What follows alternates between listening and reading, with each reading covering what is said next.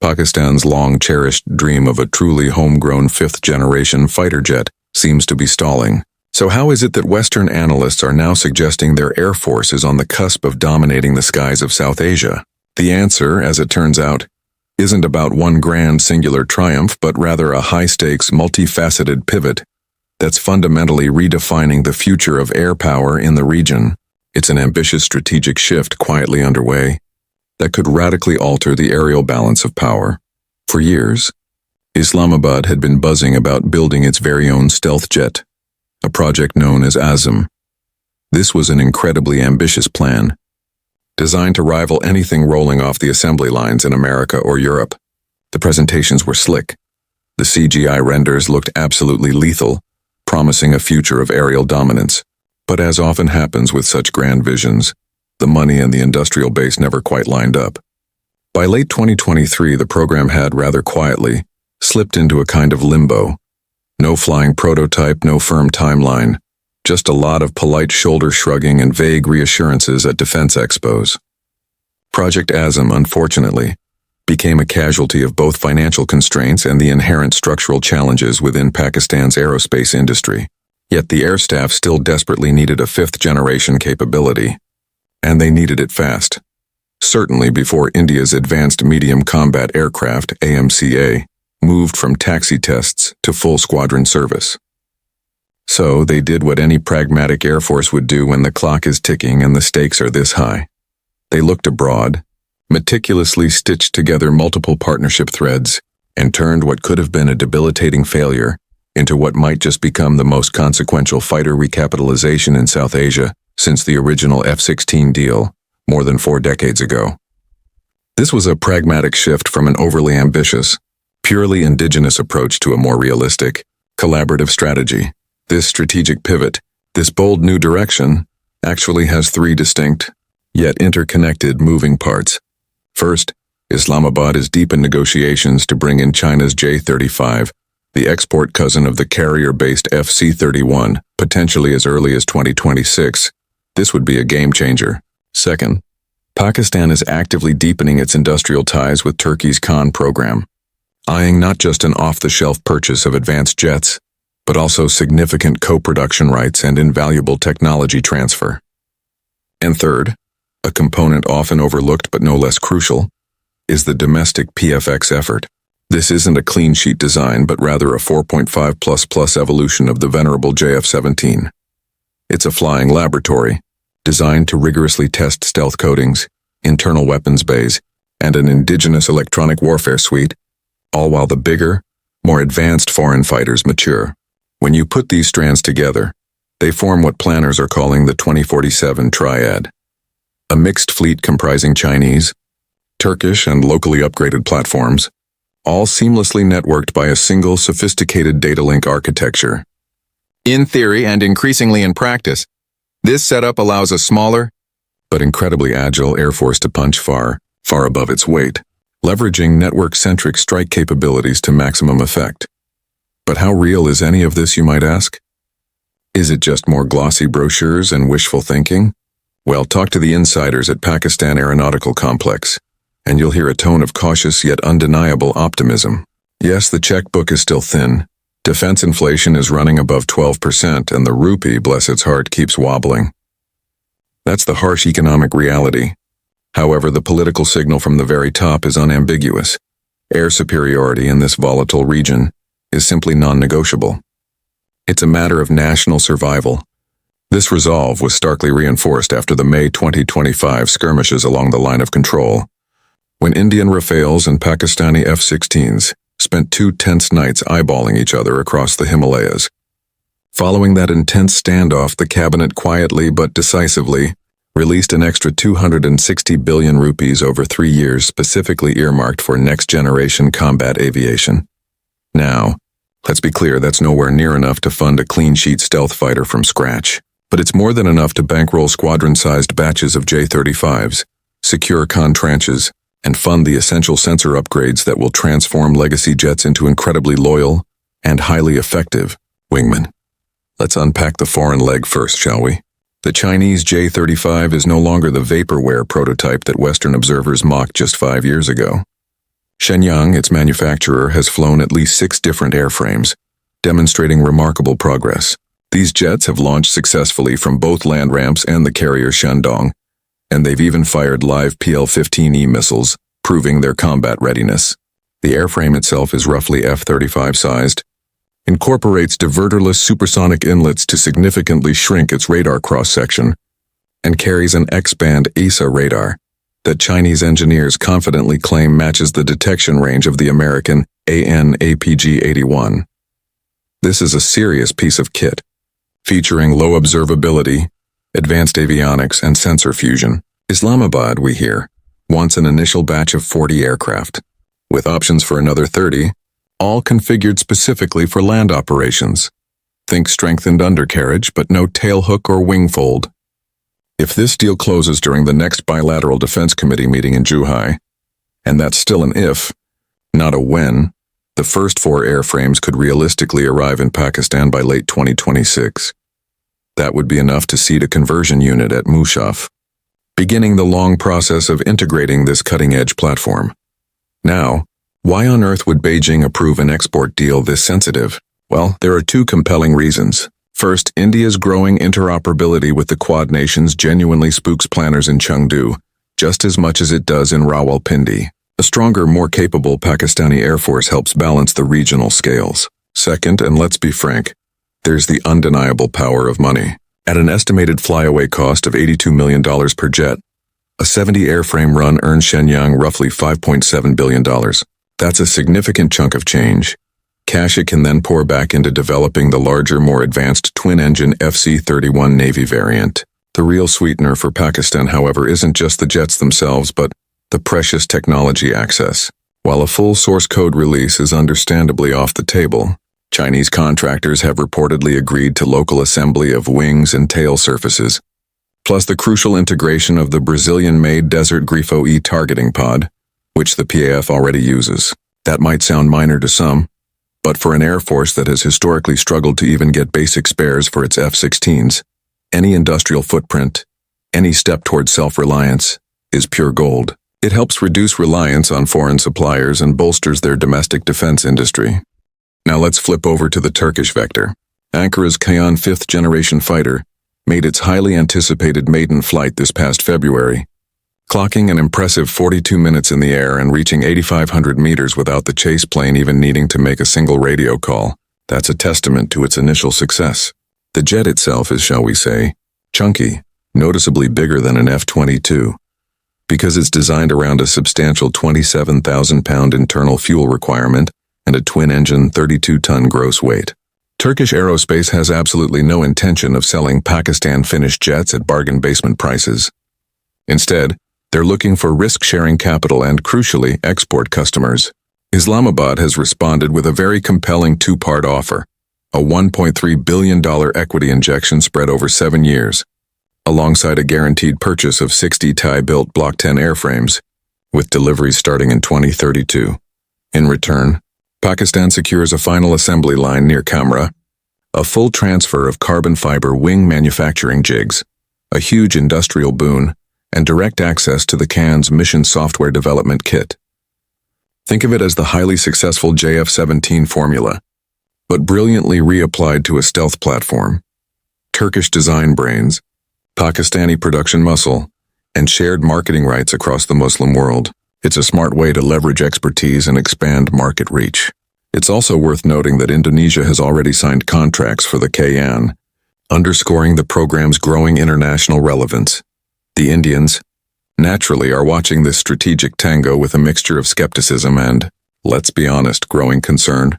Their internal assessment, laid out in a March 2025 Air Staff note that, predictably leaked to the Hindustan Times, is that neither the J-35 nor the Khan will arrive in numbers large enough to overturn the significant 2.5 to 1 numerical advantage the Indian Air Force currently enjoys with its advanced fighters like the Su-30 MKI and Rafale. But, and this is a crucial caveat, New Delhi also concedes a critical point. If Pakistan can successfully mesh even a modest fleet of these low observable jets with its existing standoff weapons and its China-supplied KJ-500 AWACS, The cost-exchange ratio in any future conflict swings sharply and dramatically. Put plainly, India might still win the air war, but it would lose more aircraft in 2 weeks than it has lost in 4 decades. That, my friends, is a political earthquake no government wants to risk, and that precisely is where the third element, PFX, becomes utterly decisive. Designers at Pakistan Aeronautical Complex freely admit they simply cannot build a from-scratch stealth fighter. But what they can do and are doing is iterate. The PFX is best viewed not as a frontline fighter, but as a flying laboratory. It's a JF-17 Block 3 airframe, pragmatically stretched by 1.2 meters to accommodate an internal weapons bay that can hold 2 1,000-pound glide bombs or 4 PL-15E air-to-air missiles. This program has explicitly succeeded Project Azam as Pakistan's next-generation fighter initiative, aiming for a 4.5++ generation upgrade. The inlet gets the same diverterless bump tested on Chinese prototypes.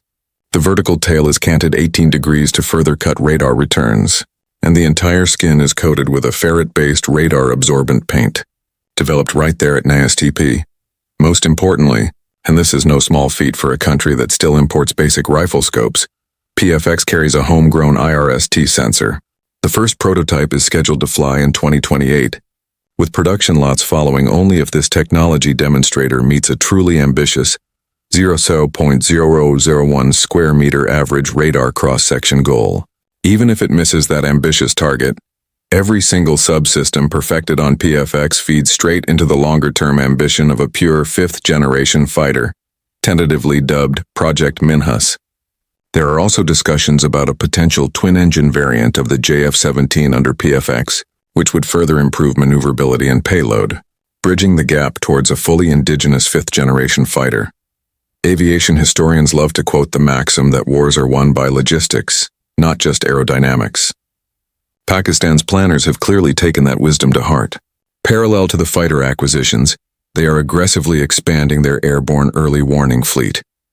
2 more KJ-500s, affectionately known by their call sign Karakoram Eagles, are already on the Chinese production line, which will bring the PAF's AEW inventory to a total of 6 platforms by 2027. Add in the 4 Saab 2000 Iri aircraft already in service, and you have, on paper, better situational awareness than the Indians enjoy over critical regions like Punjab and Sindh. The next, and arguably most crucial step is networking. Think of it as building a sophisticated nervous system for the entire Air Force. Every new platform, from the J-10C to the incoming J-35, carries 2 distinct data links. One is NATO-style Link 16 compatible, and the other is the Chinese Chains 11. The genius of this redundancy is to ensure that even if the Americans decide to limit access to certain crypto keys, Pakistani fighters can still talk seamlessly to Chinese AWACS, and conversely, if the Chinese links are jammed, they can fall back on the open architecture Link 16. Redundancy, my friends, is the new stealth. What about weapons? Here the story gets even more interesting, and frankly a bit unsettling for potential adversaries. The formidable PL-15E, which was cleared for the J-10C last year, is now being integrated onto the J-35. With a reported 180-kilometer no-escape zone and an active AESA seeker, it demonstrably outranges the MBDA Meteor in the unique Indo-Pak context, especially because it can be ripple-fired from high altitude across the vast Thar Desert. But range is only half the equation. The PAF also desperately needs numbers. To that end, Pakistan is co-developing a lighter, cheaper beyond visual range, missile, tentatively named AZM-3, with the South African firm Denel. Think of it as a highly effective 90-kilometer weapon that costs roughly 1/3 of a PL-15, making it perfect for saturating incoming Indian strike packages. The first live fire test is penciled in for 2026, again strategically timed to coincide with the J-35's anticipated arrival. The potential induction of stealth fighters equipped with long-range air-to-air missiles like the PL-17, a rumored longer-range variant for the J-35, and advanced AWACS would fundamentally enhance Pakistan's air combat capabilities. Now critics, and there are many, argue that all these timelines are hopelessly optimistic. They point quite validly to the JF-17 Block 3, which was delivered 2 years late, because the Pakistani-built radar warning receiver failed crucial environmental tests. forcing a last-minute swap for a Chinese set. They note that the Turkish economy is currently wobbling, with inflation there running at a staggering 58%, raising concerns that Ankara might yet shelve Khan, just as it shelved the TFX carrier project back in 2010, and they scoff, quite loudly, that China has never exported a frontline stealth fighter before, so why on earth would it start with Pakistan? These are all fair points, absolutely. But here's the thing. Every single military transformation is at its heart a desperate race against entropy. The alternative for Pakistan is simply stagnation, an aging F-16 fleet averaging a weary 32 years on the airframe, mirages kept alive by cannibalizing museum pieces, and a numerical gap that widens every time New Delhi signs another Rafale check. The urgency is palpable. Inside the PAF, the calculus is brutally simple, almost stark. By 2030, India plans to field an impressive 42 squadrons, including 3 squadrons of AMCA prototypes, each carrying cutting-edge Guyane-based ESA radars and internal BrahMos NG missiles. If Pakistan still relies solely on 1980s-era F-16s and Block II JF-17s, it would need an unsustainable 3-to-1 sortie generation rate just to stay level, a feat impossible in any prolonged conflict. The only viable way to offset such a numerical inferiority is through technological surprise. Arrive first, shoot first, and vanish first. That, in essence, is the core of fifth-generation warfare, and it is precisely why Islamabad is willing to mortgage multiple budget cycles to leap ahead right now. But what about Western sanctions? Could they scupper the entire plan? History unfortunately suggests caution. After the 1998 nuclear tests, the United States slapped crippling sanctions on Pakistan, freezing 28 F-16s that Islamabad had already paid for. The PAF spent a decade in the wilderness struggling, until 9/11 dramatically realigned geopolitics. Similar restrictions could certainly hit the J-35 program if the U.S. Congress decides to punish China over Taiwan. Yet the geopolitical environment today is fundamentally different. For one, Beijing, with its own growing global power and self-reliance, is far less sensitive to U.S. pressure than it once was. For another, the J-35 airframe is entirely indigenous, meaning there are no American origin components to trigger those dreaded ITAR export bans. The bigger, more insidious risk is financial. If the IMF tightens fiscal screws under a future bailout, the dollar pipeline could shrink dramatically, delaying crucial acquisitions the way it tragically delayed Project Azam. So, when will we actually see a Pakistani stealth fighter in combat? Probably not before 2028, and even then, only in small initial penny packets. But air wars are rarely decided by the total inventory on day one. They are decided instead by surge capacity, by adaptability, and crucially by upgrade pathways. Once the first J-35 squadron is combat ready, the PAF can begin rotating pilots through the conversion unit, meticulously building simulator syllabi, and writing the tactical manuals that truly turn a shiny new jet into a genuine force multiplier. By 2033, planners envisage a mixed fleet of 1820 J-35s, 24 Khans, and 2 squadrons of PFX, all meticulously tied together by a common logistics spine. That's roughly 90 low observable platforms. It's nowhere near India's projected 240-plus modern fighters, but it's certainly enough to fiercely contest the first 72 hours of any conflict. That critical, decisive window that matters most in a nuclear-shadowed subcontinent. If this all sounds like a hedged bet, that's precisely because it is.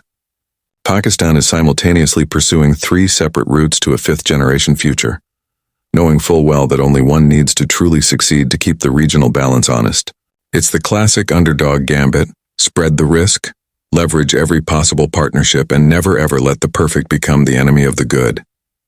And if history is any guide, underestimating that gambit has never ended well for the status quo. So, what does all this mean for the average Pakistani taxpayer? For starters, the era of buying second-hand mirages and proudly calling it modernization is definitively over.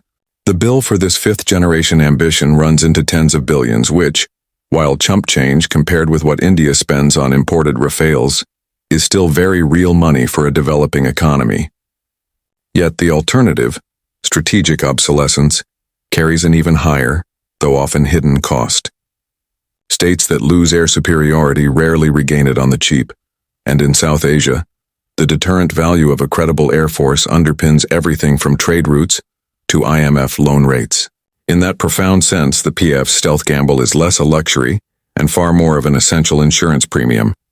Can Pakistan truly build a fully indigenous fifth-generation fighter by 2047? The honest answer is, not without sustained GDP growth above 6% and a defense R&D budget triple today's level.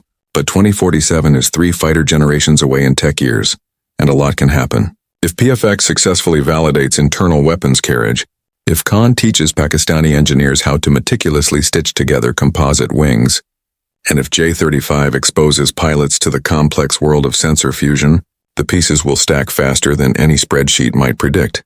The Chinese, remember, didn't arrive at the J-20 overnight. They experimented with JF-17s, they bought Su-30s, they reverse-engineered, they failed, and then they tried again.